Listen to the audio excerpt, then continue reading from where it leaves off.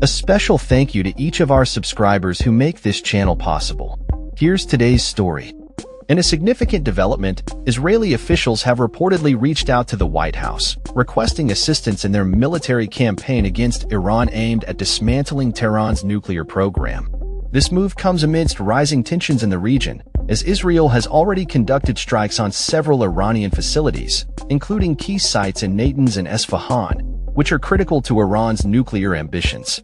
According to Rafael Grossi, the Director General of the International Atomic Energy Agency (IAEA), these operations have been described by Israel as a preemptive measure to thwart Iran's potential development of nuclear weapons, a claim that Iran has consistently denied. The Israeli government asserts that the destruction of these facilities is essential to ensure regional security and prevent a nuclear-armed Iran. Grossi has also mentioned that the Fordow enrichment plant, located near Qom and built deep within a mountain for protection, was targeted during these strikes. However, preliminary assessments indicate that the facility may not have sustained significant damage.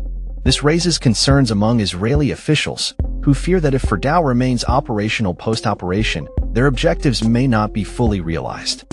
Notably, Israel lacks the advanced bunker-busting bombs and long-range bombers necessary for a comprehensive strike on such fortified sites, which puts the spotlight on the United States, known for possessing these capabilities.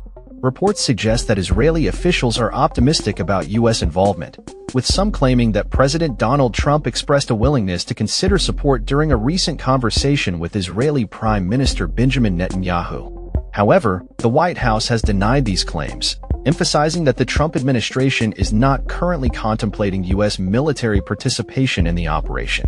This discrepancy highlights the complexities of U.S.-Israeli relations and the challenges of coordinating military strategies in a volatile geopolitical landscape.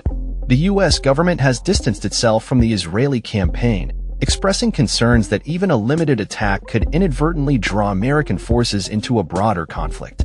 White House officials have argued against the legitimacy of any Iranian retaliation against U.S. forces, should they be targeted in the aftermath of Israeli strikes. A senior U.S. official reiterated the administration's stance, stating that while the Israeli attacks are beyond U.S. control, there remains a pathway for a peaceful resolution to the ongoing tensions, contingent upon Iran's willingness to negotiate. Negotiations between Tehran and Washington regarding Iran's nuclear program have been ongoing since April. However, these discussions have faced significant setbacks, particularly following Iran's cancellation of a sixth round of negotiations that was scheduled to take place in Oman. Iranian President Masoud Pezeshkian has made it clear that further talks will not resume until Israeli military actions cease, signaling a potential stalemate in diplomatic efforts.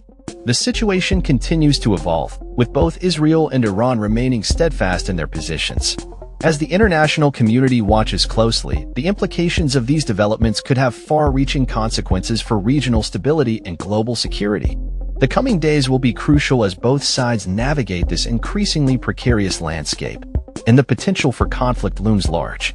The world awaits to see whether diplomacy can prevail or if military action will be the path chosen in this high-stakes standoff. That's all for this story. We upload videos every day covering many different subjects, so hit that subscribe button to stay informed. Thanks for watching.